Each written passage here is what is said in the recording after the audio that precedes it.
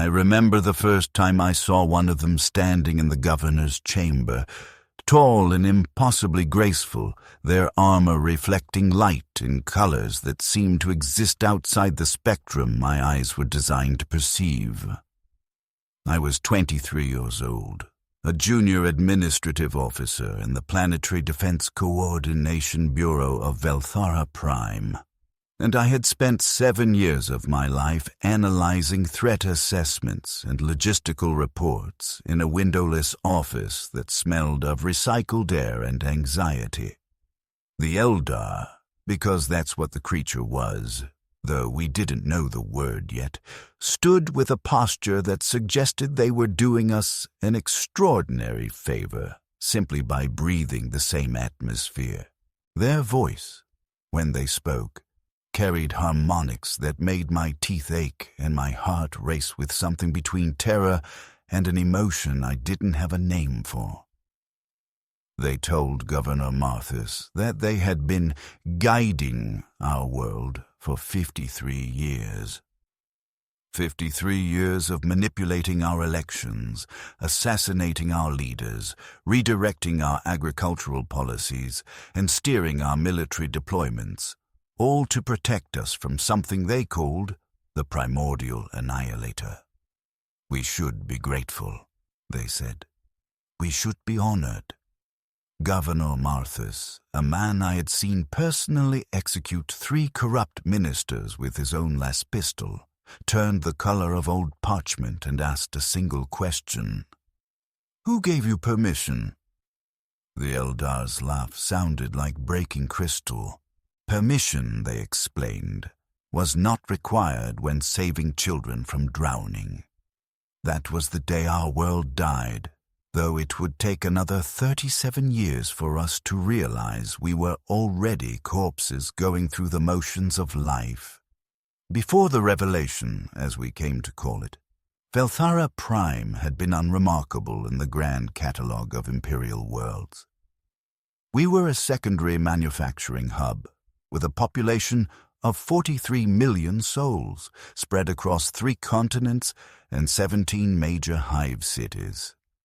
Our primary export was agricultural processing equipment, massive combine harvesters and grain separators that we shipped to agri-worlds throughout the sector. I had been born in Hive Secundus, in the middle industrial tiers, where my father operated a small shrine maintenance business, and my mother worked as a Medici assistant in a charity clinic that served the lower-tier workers. My childhood had been neither privileged nor destitute. I had enough food to grow properly, enough education to read High Gothic, and enough ambition to test into the administrative corps at 16. I remembered the smell of my mother's cooking on Sanguinala. She would save ration credits for months to afford real protein, and the scent of roasting grox meat would fill our entire HAB unit with warmth that felt like hope. My father had been proud when I received my administrative posting. He told me I would serve the Emperor through organization rather than violence, and that this was a noble path. He died 3 years later when a manufacturing accident in the tier below ours caused a pressure breach that killed 247 people. My mother followed him within the year, her heart simply stopping one morning as if it had decided there was nothing left worth beating for. I threw myself into work after that. Numbers and reports became my shield against grief. I was good at finding patterns in data, at predicting resource shortfalls before they became critical, at identifying the subtle signs of corruption or inefficiency in supply chains.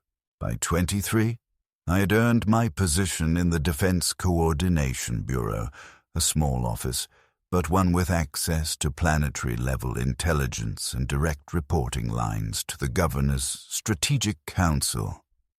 I thought I was serving something larger than myself. I thought the Emperor's light guided our world through the darkness of an uncaring galaxy.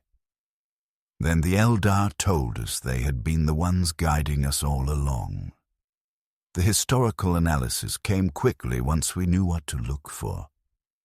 Governor Helax, 60 years ago, who had mysteriously decided to relocate our primary military garrison from the northern continent to the southern islands. A decision that had seemed strategically insane at the time, but had, coincidentally, placed our forces in perfect position to repel an orc that emerged from the equatorial jungles 3 years later. Commissioner General Voss, 42 years ago, who had been found dead in his office with no marks on his body and no toxins in his system. His replacement had immediately cancelled a trade agreement with a neighboring system that we later learned had been corrupted by chaos cults. The great agricultural reformation of 31 years ago, when our entire planetary council had unanimously voted to shift from monoculture grains to diverse crop rotation despite the economic costs. A shift that had made our population immune to the crop blight that devastated 17 other worlds in the sector 8 years later. Hundreds of such incidents, each one appearing at the time to be either random chance or the wisdom of imperial governance, now revealed as the fingerprints of Xenos manipulation. They had been shepherding us like livestock, protecting their investment, keeping us alive for purposes we couldn't begin to fathom. Governor Marthas tried to refuse their protection.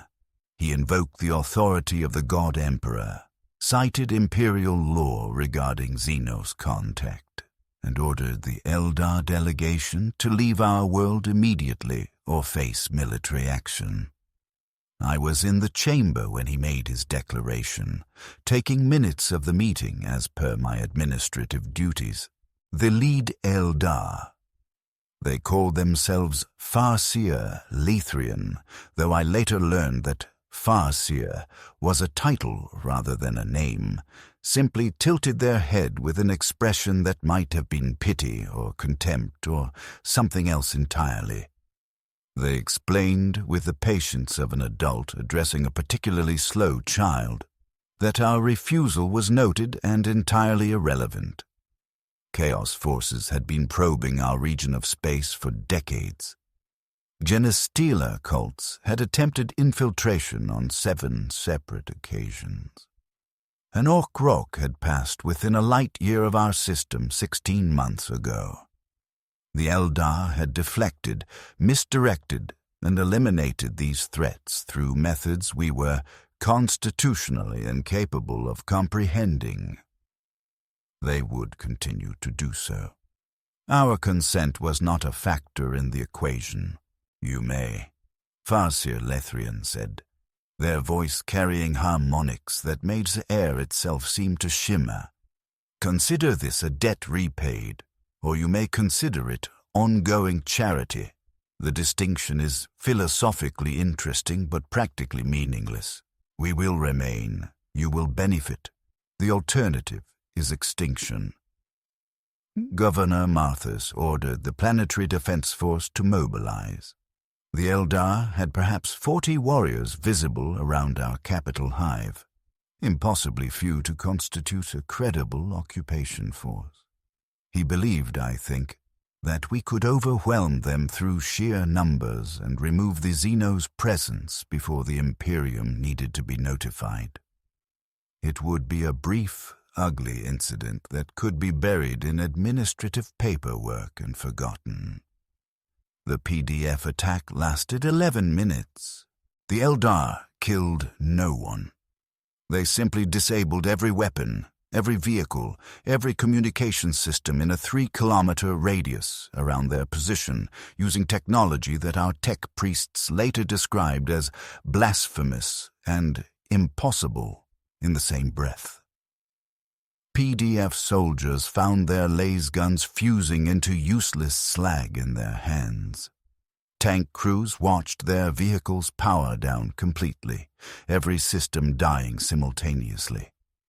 Communications officers discovered their equipment broadcasting nothing but a pleasant musical tone that analysis later revealed contained subliminal messages of calm and compliance.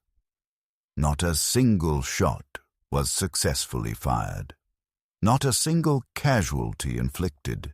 The Eldar then politely requested that Governor Marthas reconsider his position, noting that they had extensive experience in managing less cooperative populations and would prefer to maintain Velthara Prime's autonomy to the greatest extent possible.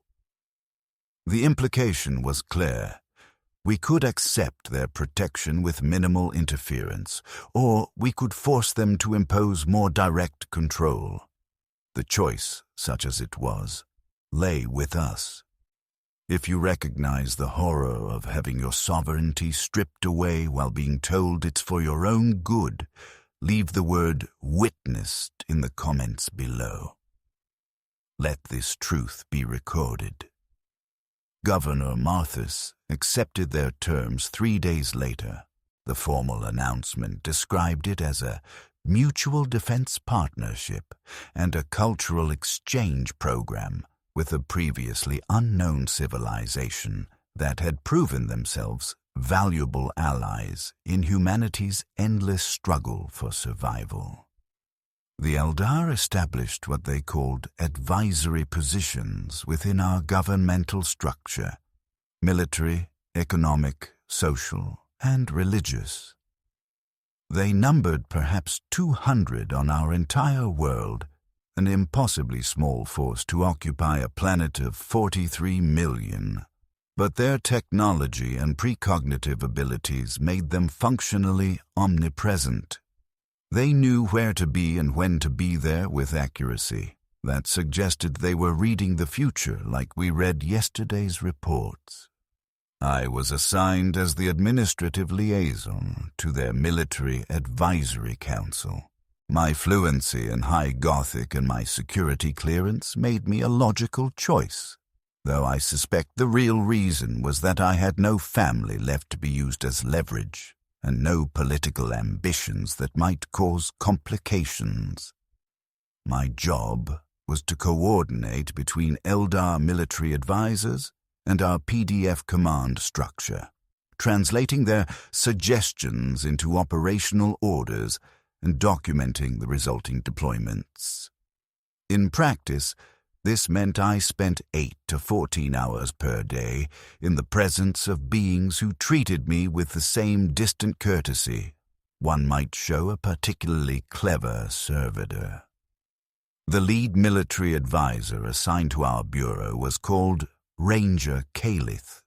They were shorter than Farseer Lethrian, which still meant they stood a head taller than me, with armor that seemed to shift between deep green and midnight blue depending on the angle of light.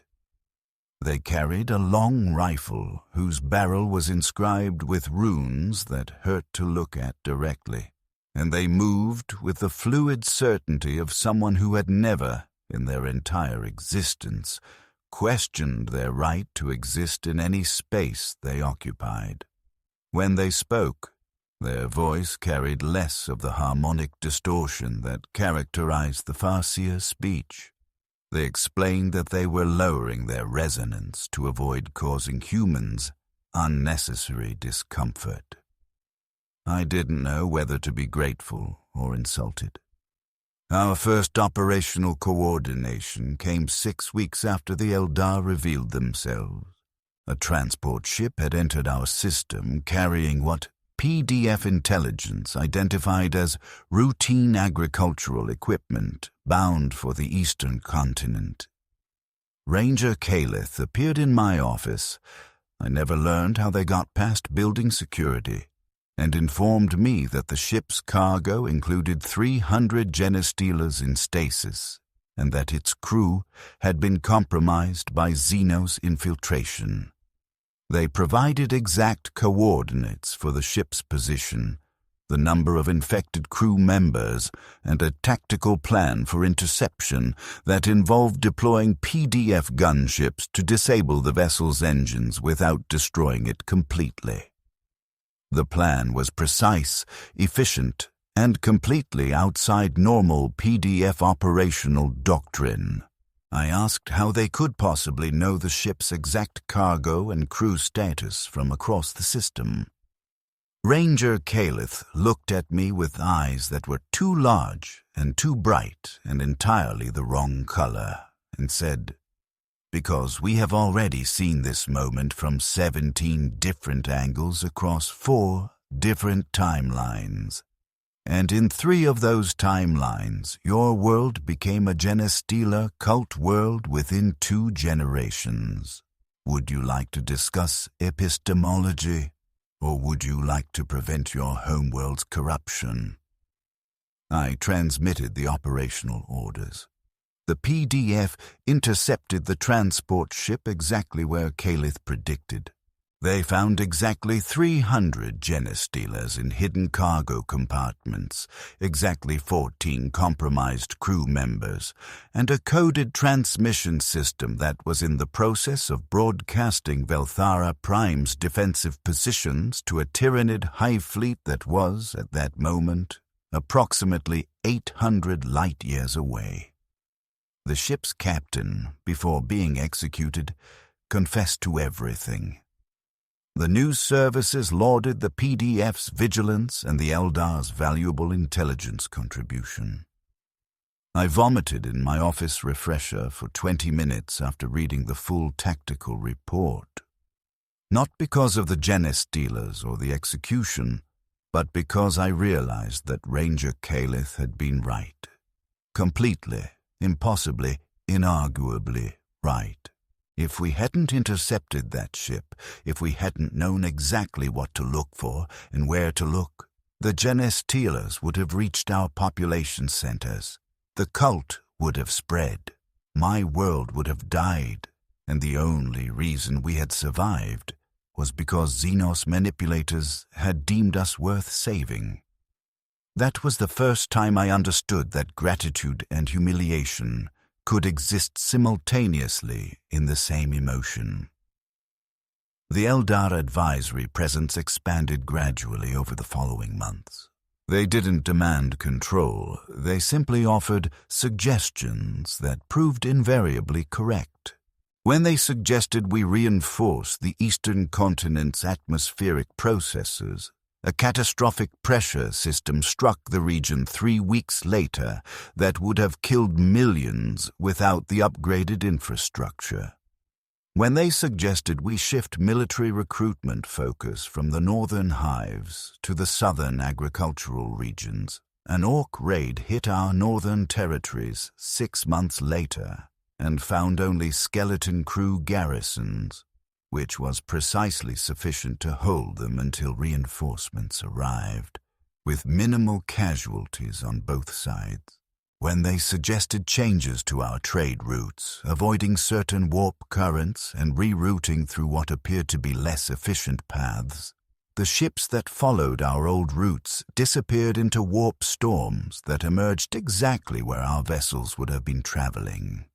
Every suggestion saved lives. Every intervention prevented disaster. Every piece of advice proved its value in blood not spilled and worlds not burned. And with each validation, our dependence grew deeper and our autonomy withered further. I watched it happen in real time through my administrative position. PDF commanders began seeking Eldar approval before making strategic decisions. Economic ministers consulted with Eldar advisors before implementing new trade policies. Even religious authorities began requesting Eldar presence at major ceremonies, not for their blessing officially, but because their precognitive abilities could identify potential cult infiltration or heretical elements in the congregation. The Eldar accepted these consultations with the same patient courtesy they showed in everything, never overstepping, never demanding, simply providing information that proved too valuable to ignore. It was occupation through indispensability. They made themselves so useful that removing them became unthinkable. If the slow erosion of freedom through the gift of security resonates with you, press like so others may understand the price of protection. By the third year of Eldar partnership, the first open dissent emerged. A group calling themselves the Velthran Sovereignty Movement began distributing pamphlets and organizing protests in the lower hives, places where Eldar surveillance was less comprehensive and PDF monitoring was lax. Their message was simple. Xenos collaboration was heresy, acceptance of alien guidance was betrayal of the Emperor, and our world's soul was being sold for temporary safety. They weren't wrong exactly. Imperial doctrine was clear regarding Xenos contact, but Imperial doctrine also didn't account for the practical reality of 43 million lives hanging in the balance between alien protection and probable extinction. I encountered the movement's rhetoric first through confiscated pamphlets that crossed my desk as part of routine security reporting. The language was inflammatory, but not inaccurate. They treat us as children, one pamphlet read, because they believe we are incapable of managing our own survival. Every decision they make for us is another step toward permanent dependency. We are being domesticated like livestock, groomed for purposes we cannot fathom, and our compliance is being purchased with our own lives.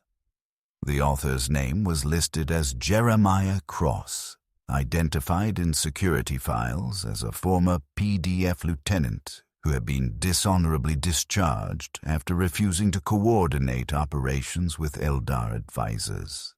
The sovereignty movement's first major action came during a trade conference in Hive Primus. A group of 12 men, security footage confirmed they were all male, ranging in age from 19 to 56, attacked an Eldar diplomatic delegation with improvised explosives and industrial cutting lasers. The attack was well planned by human standards. They had studied Eldar movement patterns, identified a vulnerability in their defensive positions, and struck with coordination that suggested military training. By human standards, it should have been devastating. The Eldar killed no one. Ranger Calith and 3 other warriors disarmed all 12 attackers in approximately 47 seconds. I reviewed the footage extensively as part of the incident report. They moved with speed that made PDF response times look glacial, precision that made our sharpshooters look blind, and restraint that was somehow more terrifying than violence would have been. Every attacker was disarmed without permanent injury. Every explosive was neutralized without detonation. Every weapon was removed without killing the hands that held them. Then the Eldar withdrew and allowed PDF security to arrest the attackers, as if to demonstrate that they were still respecting our nominal authority over criminal justice. The 12 men were tried under Imperial law for Xenos collaboration sabotage and attempted murder. 8 were executed. 4 received life sentences in penal colonies. The Eldar attended the trial as observers and offered no comment on the proceedings. Farseer Lethrian, when asked by Governor Marthus whether the sentences were appropriate, simply said, "Your justice is your own concern. We do not judge your methods for maintaining social cohesion." The message was clear. They would defend themselves with perfect efficiency, but they would not interfere in how we punished those who attacked them. It was another demonstration of their restraint, another proof of their civilized nature. another way of showing that they were better than us in every meaningful metric. Jeremiah Cross published a manifesto 3 days after the executions. It was distributed through underground networks and data drops throughout the hives before security services could suppress it. I read the full text as part of my intelligence briefing duties. The central thesis was that the Eldar were engaging in cultural genocide, not through violence, but through paternalism. "They do not need to kill us," Cross wrote, "because they are transforming us into something that serves their purposes without resistance. Every time we defer to their judgment, we lose another piece of our independence. Every time we accept their protection, we admit our inadequacy. They are making us into perpetual children, dependent on alien parents who will never relinquish their authority, because they genuinely believe we are incapable of surviving without them. And the worst part is, they might be right." The manifesto ended with a call for armed resistance. Within 2 months, sovereignty movement attacks escalated from isolated incidents to coordinated campaigns. They targeted Eldar advisory positions, sabotaged facilities where Eldar technology was being studied, and attempted to assassinate human officials who were deemed too cooperative with the Xenos' presence. The attacks were sophisticated by our standards. They used encrypted communications, cell-based organization, and martyrdom tactics that made infiltration difficult. The Eldar response was surgical. They didn't increase their military presence or impose martial law. They simply provided intelligence to PDF security services with the same precision they applied to everything else. Attack cell locations, leadership identities, weapons cache positions, planned operation details, all delivered with perfect accuracy to PDF commanders who then conducted raids using human forces. The sovereignty movement's losses mounted steadily.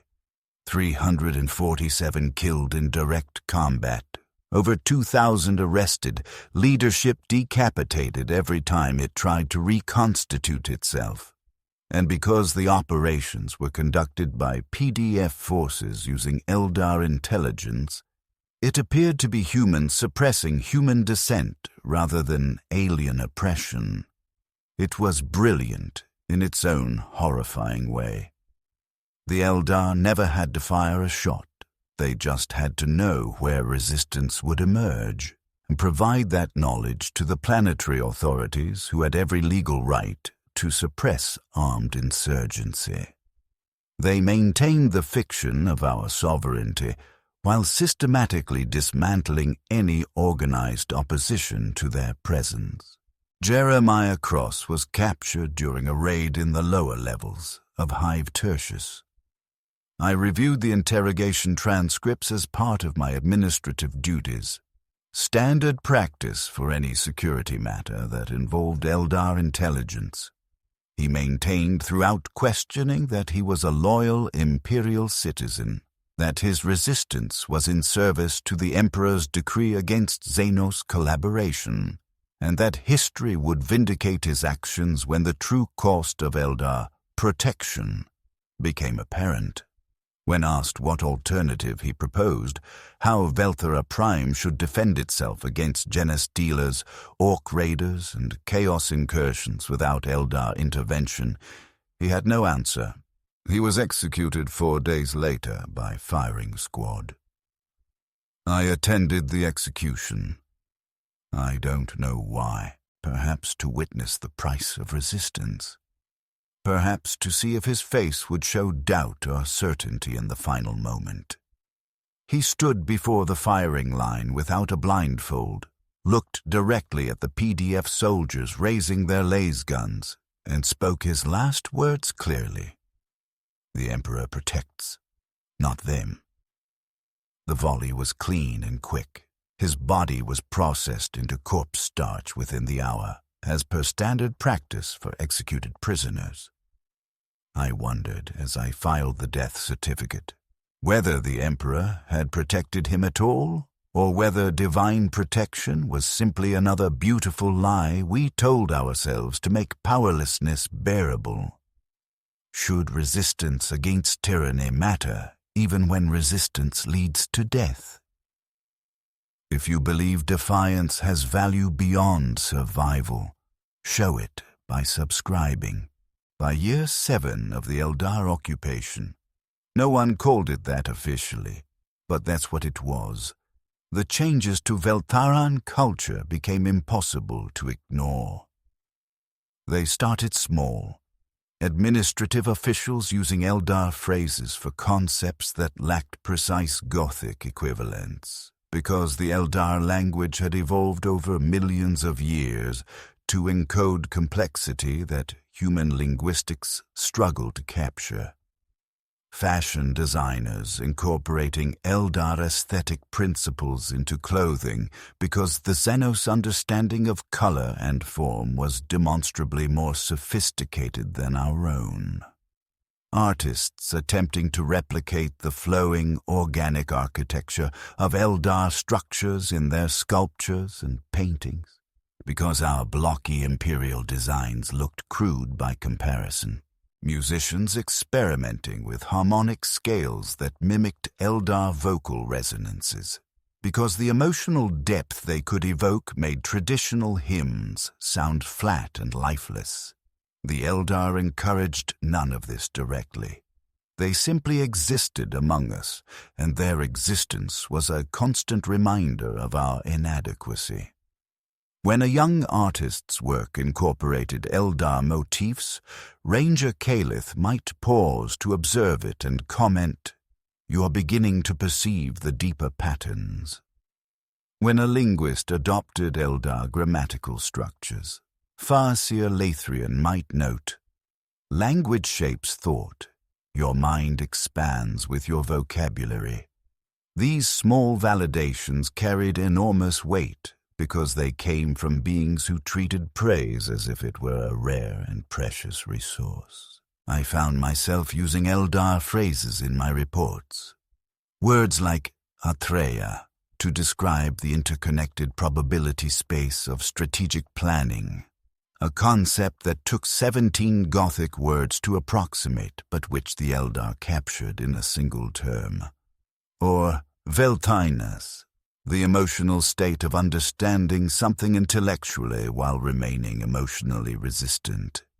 Exactly what I felt every day in my work. The language was simply more efficient, more precise, better suited to describing the complex realities we now navigated. And every time I used an Eldar word, I felt a small spark of satisfaction at expressing something clearly, followed by a wave of revulsion at what I was allowing myself to become. The cultural drift accelerated in the second decade. Younger citizens who had spent their formative years under Eldar oversight began expressing preferences that would have been unthinkable a generation earlier. They wanted to learn Eldar language formally, wanted access to Eldar literature and philosophy, wanted to understand the civilization that had proven itself so comprehensively superior to our own.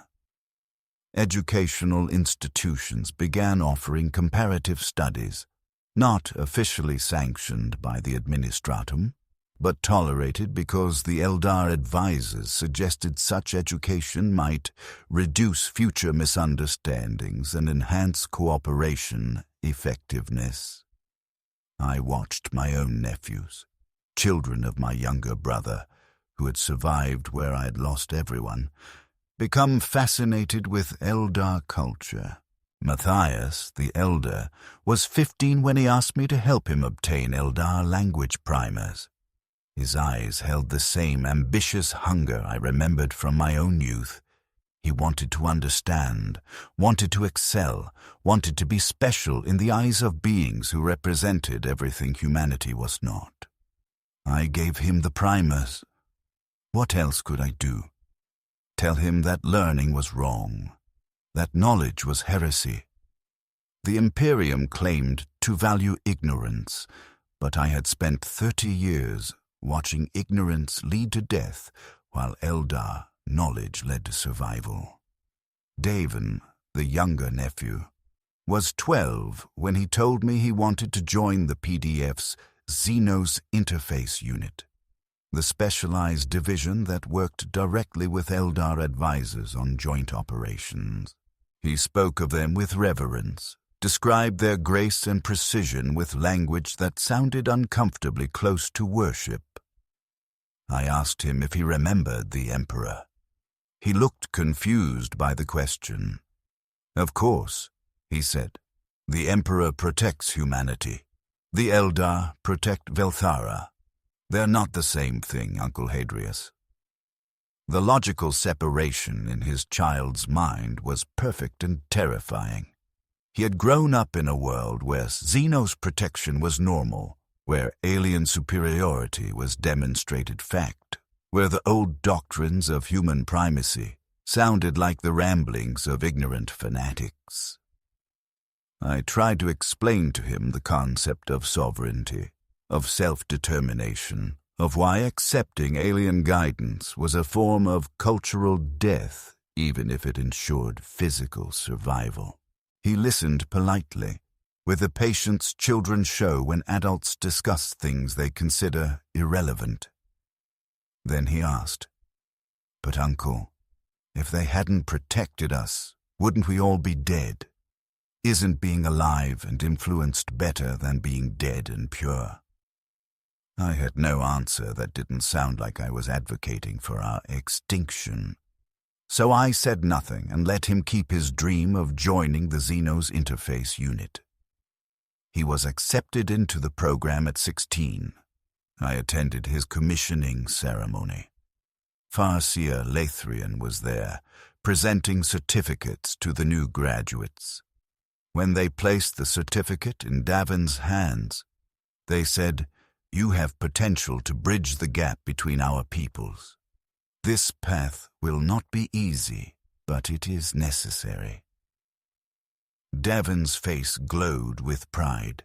I felt only a deep, sick certainty that I was watching my nephew become a tool of alien cultural assimilation, and that there was nothing I could do to prevent it without destroying the joy in his eyes.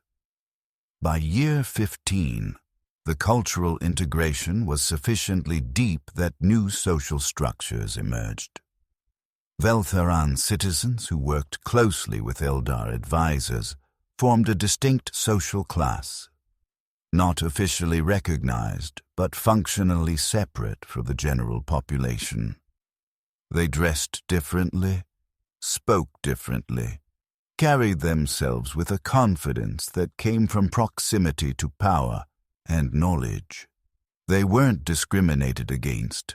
If anything, they received preferential treatment in hiring and advancement because their Xenos interface experience was considered valuable.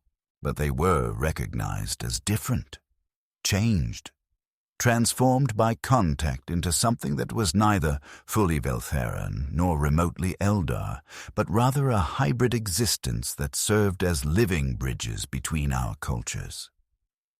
I was one of them. 22 years of daily coordination with Ranger Calith and other Eldar advisors had marked me in ways I couldn't fully articulate. I thought in Eldar conceptual frameworks. I evaluated strategic problems using their probability cascade methods. I unconsciously mimicked their posture and speech patterns when discussing complex topics. My colleagues in the Defense Coordination Bureau treated me with distant respect, as if I were already partially alien myself. My brother stopped inviting me to family gatherings because my presence made people uncomfortable. I was useful, valued, and fundamentally alone in a way that felt like slowly drowning in shallow water. Ranger Calith noticed, of course. They noticed everything. During one coordination session, after I had completed a particularly complex logistical analysis using Eldar methodological approaches, they observed, "You have adapted remarkably well. Your mind was always suited to multi-dimensional thinking. It is unfortunate your species' neurological architecture limits how far you can develop." The comment was meant as compliment, I think. It felt like being told I was the smartest animal in a zoo. Impressive for my category, but fundamentally constrained by biology. I asked them once, during a rare moment of candor, why the Eldar had chosen to protect Velthara Prime. What made our world worth 50 years of manipulation and ongoing occupation? Ranger Kalith was silent for a long moment, their two large eyes focused on something I couldn't see. Then they said, "Your world sits at the convergence of 17 probability threads that lead to catastrophic cascades if left unmanaged. Protecting you protects millions of others who will never know they were in danger. Your survival is instrumentally valuable." They paused, then added what might have been kindness or cruelty. "Also, your people's persistence, despite obvious inadequacy, is interesting to observe." We were a science experiment, a strategic asset, an interesting study in how lesser species adapted to superior guidance. We were not partners, not truly allies, not even valued in our own right.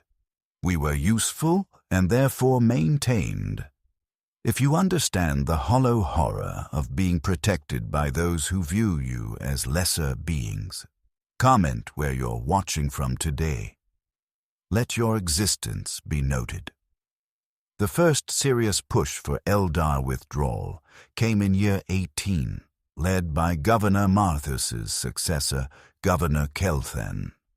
He had been elected on a platform of reclaiming Veltharan independence while maintaining strategic cooperation, carefully worded to avoid appearing ungrateful, while signaling that the Xenos' presence had overstayed its welcome. His inaugural address called for transitioning from advisory partnership to consultative relationship, which in practical terms meant reducing Eldar presence to occasional intelligence briefings rather than embedded advisors in every governmental function. Farseer Lathrien attended the address as an observer. When Governor Kelthan finished his speech, the Farseer stood and requested permission to respond. Their voice carried throughout the assembly chamber without amplification, harmonics making the air shimmer with each syllable. "We understand your desire for autonomy," they said. "It is natural for adolescent species to resent guidance, to believe they have learned enough to survive independently. We have observed this pattern across 17 different civilizations. 13 of those civilizations no longer exist. Their ruins drift in dead systems, monuments to the fatal combination of pride and inadequate foresight. We will honor your request and reduce our presence because your sovereignty, such as it is, remains nominally your own. But understand, the threats we have shielded you from do not care about your developmental stage. They will not wait for you to mature. They will simply consume you the moment our oversight lapses." The assembly fell silent. Governor Kelthan, to his credit, stood firm. "Then we will face those threats with faith in the Emperor's protection and confidence in human resilience.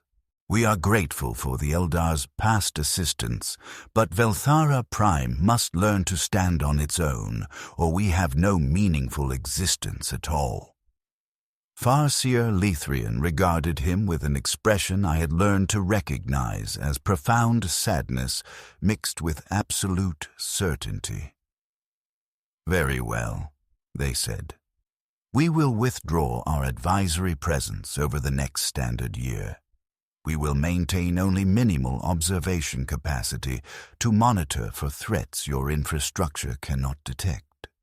We wish you success in your independence, Governor Kelthen.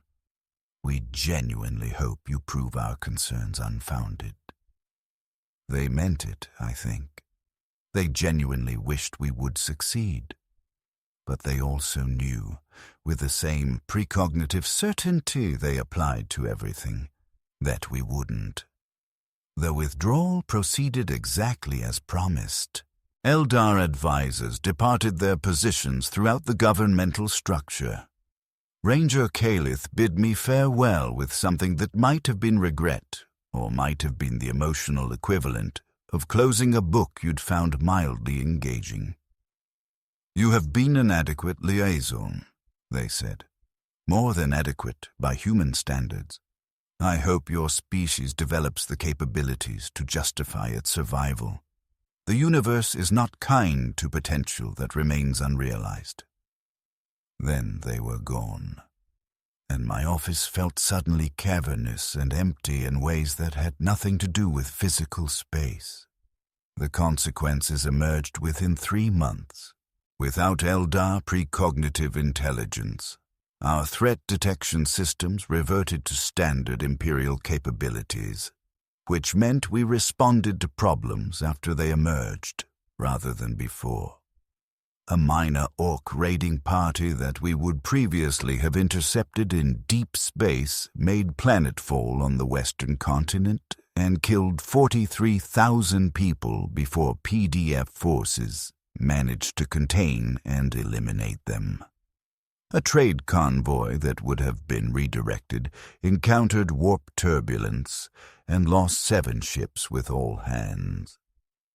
An infiltration attempt by Chaos cultists that would have been identified and neutralized at the earliest stages went undetected until they had established a cell of 200 compromised citizens in Hive Secundus. Each incident was manageable by Imperial standards. Thousands of worlds faced similar threats regularly. But we had become accustomed to Eldar-level security, to threats eliminated before they materialized, to casualties measured in single digits rather than thousands, to a level of safety that existed nowhere else in the Imperium. Returning to standard Imperial risk exposure felt like having a protective shield suddenly withdrawn, leaving us naked before the galaxy's hostility. Governor Kelthen addressed the mounting casualties with grim determination. "This is the price of sovereignty," he told the Planetary Council. "We accept these losses as preferable to perpetual dependency. We will learn, we will adapt, we will prove that humanity can survive without Xeno's guardianship." His conviction was admirable. His assessment was catastrophically wrong. By year 19, the situation had deteriorated beyond crisis level. The Orc presence on the western continent, which should have been fully contained, had metastasized into a permanent war zone as reinforcements continued to arrive from off-world. The Chaos cult in Hive Secundus had grown to an estimated 1,200 members and was conducting ritual murders that were causing measurable increases in warp turbulence throughout the system. Trade had collapsed to 40% of previous levels as merchant guilds refused to risk the increasingly dangerous warp routes we could no longer reliably navigate. Food shortages emerged in the northern hives. Civil unrest followed.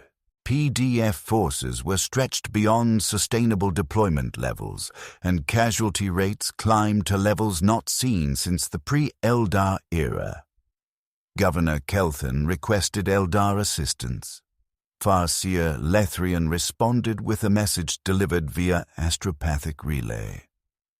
"We observe your struggles with concern but cannot intervene without invitation to resume full advisory partnership." Partial involvement would be insufficient to address the cascading failures now occurring. You must choose, accept our comprehensive guidance, or continue your independent path to its conclusion. We respect either choice. The governor, faced with watching his world collapse or accepting renewed Xenos occupation, chose pride. He issued a sector-wide distress call to the Imperium, requesting military reinforcement and inquisitorial investigation of the Chaos Cult presence. The response came 17 months later, standard speed for Imperial bureaucracy, responding to medium-priority threats. By the time the relief fleet arrived, Velthara Prime had suffered 4 million casualties, lost 2 entire hive cities to Orc occupation, and seen its economy contract by 60%. The Imperium's solution was characteristically thorough. The relief fleet brought not just military force, but inquisitorial authority to investigate how our world had become compromised by Xenos influence. The fact that the Eldar had prevented chaos incursion rather than caused it was deemed irrelevant. 50 years of Xenos collaboration had irrevocably tainted our population. The purges began within a week of the fleet's arrival. I watched from my office as Inquisitor Valaric's forces conducted their purification operations. Anyone who had worked directly with Eldar advisors was suspect. Anyone who spoke Eldar language phrases was suspect. Anyone who possessed Eldar literature or art, or who had expressed admiration for Xenos culture, was suspect. The criteria were impossibly broad and applied with lethal efficiency. My nephew Matthias, who had learned Eldar language to serve as a translator, was arrested on charges of Xenos sympathy. He was 24 years old. They executed him without trial, along with 370 other members of the Xenos Interface program.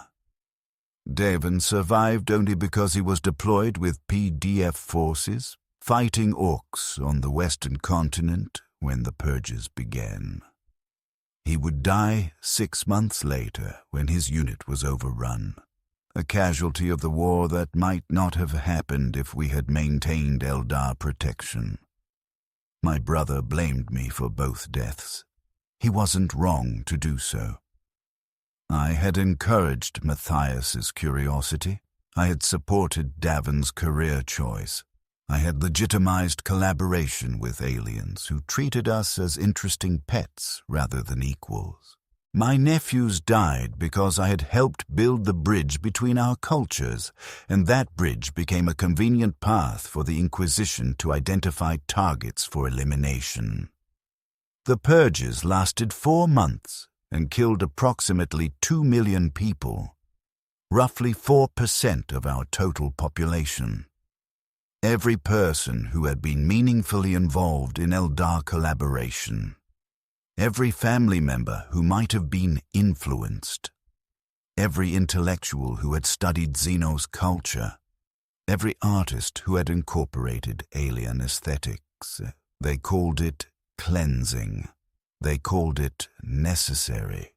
They called it mercy, because they were preventing chaos corruption by removing those most vulnerable to Xenos thought patterns.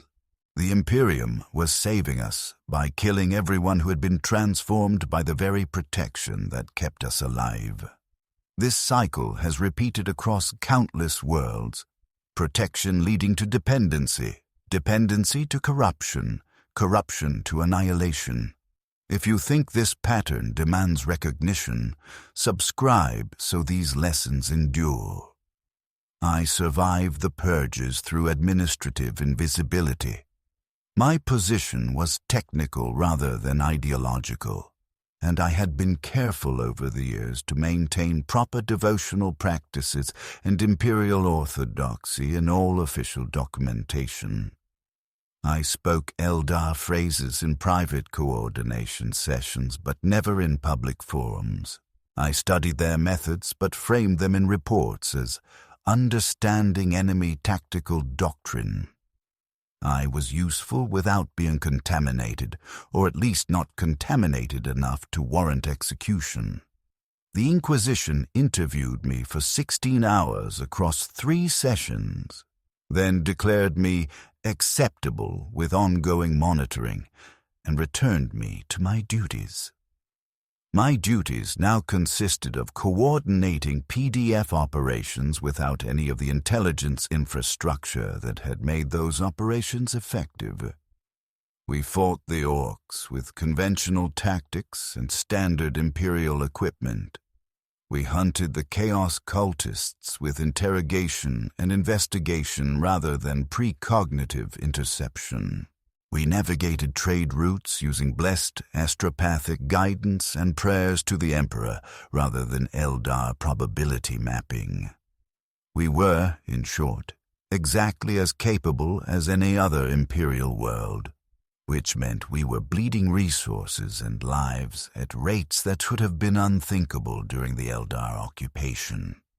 The orcs were finally driven off-world after 3 years of grinding warfare that cost another 6 million lives and left the western continent functionally uninhabitable. The Chaos cult was eliminated through a combination of inquisitorial investigation and indiscriminate cleansing of entire hab blocks suspected of harboring cultists. Approximately 800,000 casualties, most of whom were probably innocent. Trade recovered slowly over the following decade, never reaching pre-withdrawal levels because our reputation as a tainted world made merchant guilds reluctant to conduct business with us. Our population, which had stood at 43 million before the Eldar revealed themselves, had collapsed to 28 million by year 30 of our liberation. Governor Kelthan died in year 27, reportedly of natural causes, though I saw the surveillance footage of his final days. He spent his last week staring at casualty reports and repeating, "We had to try. We had to try. Better to die free than live as cattle." I don't know if he believed it. I don't know if the difference mattered. The Eldar never returned. Farseer Lethrian sent one final message in year 35, delivered via a data packet that appeared simultaneously on every communications terminal in the governmental district. The message was brief. "We observe your struggles with the sadness of knowing we could have prevented them. Your species values pride over survival, conviction over effectiveness, symbolic purity over practical outcomes. This is your nature, and we cannot change it. Perhaps you will develop the wisdom we attempted to impart. Perhaps extinction will teach you what protection could not. The currents of fate move beyond our influence now. We withdraw our attention. Live or die as you choose." I read that message in my office, now gray-haired and 58 years old, and felt nothing. Not anger, not grief, not relief. Just emptiness. They were right, of course. About everything. We had valued our independence more than our lives. We had chosen the Emperor's distant, indifferent protection over the Eldar's immediate, condescending effectiveness. We had killed millions of our own people to purge the taint of having been saved by Xenos. And in the end, we were just another struggling Imperial world, bleeding slowly, dying incrementally, maintained at subsistence level by an Imperium that cared about us only as a data point in resource allocation spreadsheets. The Eldar's protection had been occupation, but the Imperium's liberation was abandonment. And we were too broken now to survive either. I think about Ranger Calith's final words to me sometimes, in the empty hours between shifts when sleep won't come and the memories crowd too close. I hope your species develops the capabilities to justify its survival. The universe is not kind to potential that remains unrealized. We hadn't developed those capabilities. We had clung to pride and doctrine and faith in an emperor who never once intervened to save us from anything. Not from orcs, not from chaos, not from genestealers, and not from our own stubborn insistence on autonomy we couldn't sustain. The Eldar had treated us as children because we behaved as children. We had resented their condescension because it was true. We had driven them away because accepting their superiority was more painful than dying to prove our independence. And now we lived or died slowly, with the consequences of valuing symbolic sovereignty over actual survival. I'm 73 now. I've outlived my world's prosperity, my family's bloodline, and any illusion that human dignity matters in a galaxy that operates on scales beyond our comprehension. I still file my reports, coordinate PDF operations, and maintain the administrative functions that keep our diminished world operating at minimal efficiency. I do this because purpose, even hollow purpose, is better than acknowledging that everything I worked for was ash the moment we rejected the only protection that actually functioned. Sometimes I dream in Eldar language. My subconscious still solves problems using their conceptual frameworks, still evaluates threats using their probability matrices, still thinks in patterns that my human neurology was never designed to sustain. I am a relic of a failed experiment in Xenos-human cooperation, a bridge to nowhere, a translator between cultures that have abandoned each other. I exist because I'm not quite useful enough to kill and not quite contaminated enough to justify the execution. I am, in every meaningful sense, already dead. A ghost performing functions for a world that died decades ago, but hasn't stopped moving yet. The young recruits who cycle through the Defense Coordination Bureau now don't remember the Eldar years. They've heard stories, cautionary tales about Xenos corruption and the importance of maintaining Imperial purity. They look at me sometimes with poorly concealed revulsion, knowing I'm one of the collaborators who survived the purges. They're right to revile me. I chose survival over principle, effectiveness over doctrine, pragmatic collaboration over proud extinction. I am everything the Imperium teaches good citizens not to become. But I remember. I remember when our casualty reports measured deaths in single digits instead of thousands. I remember when genestealers were intercepted before they made planetfall instead of after they'd spread through 3 hive levels. I remember when we had access to knowledge that made the galaxy slightly less hostile and our existence slightly less futile.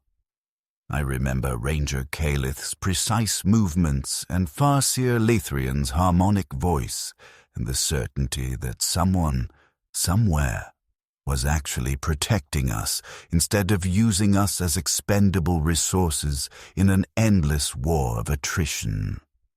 I remember what it felt like to be livestock that was well cared for. And I remember what it feels like now to be livestock that's been declared independent and left to discover that freedom without capability is just a slower form of death. The Emperor protects, the priests say, but from what I have become, from this half-life of administrative function and cultural trauma, from the memory of better oppression and worse liberation, from the knowledge that we chose this, chose all of it, chose pride over survival, because we couldn't bear to admit that we needed them more than they needed us. From all this, there is no protection, only service to a faltering world, only documentation of our slow collapse, only the endless mechanical process of coordinating defensive operations that buy time rather than security. Time that purchases nothing except more time to die incrementally instead of all at once. This is what sovereignty costs when you're constitutionally incapable of sustaining it. This is the price of rejecting protection from those who view you as interesting experiments rather than equals. This is the reality of living in a universe where being loved as pets by superior beings might be better than being ignored as irrelevant by distant gods.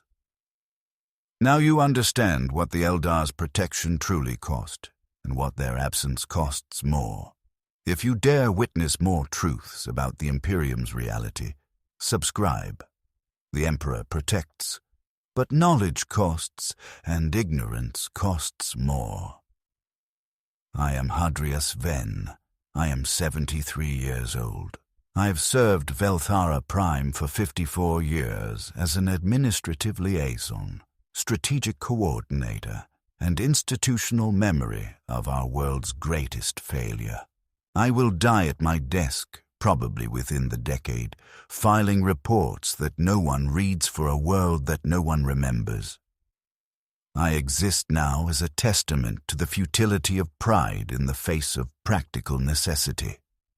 My consciousness threads through administrative systems I've maintained for decades, awareness without hope, function without purpose, eternal service to imperatives I no longer believe matter but cannot stop following because following is all I have left. The Eldar were right about everything. That is the worst part. Not that they oppressed us, but that their oppression was better than our freedom. Not that they manipulated us, but that their manipulation saved millions of lives. Not that they treated us as children, but that we needed to be treated as children because we couldn't survive any other way. I wanted to die free. Instead, I lived to watch freedom kill everyone I loved. The distinction matters to philosophers and the dead.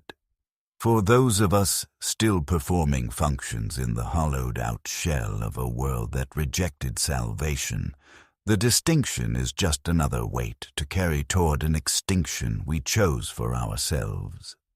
This is what it means to live under protection you resented more than death, and then to survive its loss. This is what it costs. This is forever, or at least until the orcs return, or the Genestealers establish themselves, or the Chaos cults grow beyond suppression, or any of the 1,000 threats the Eldar shielded us from finally consume what remains. The Emperor protects, but the Eldar protected better, and now neither protects at all.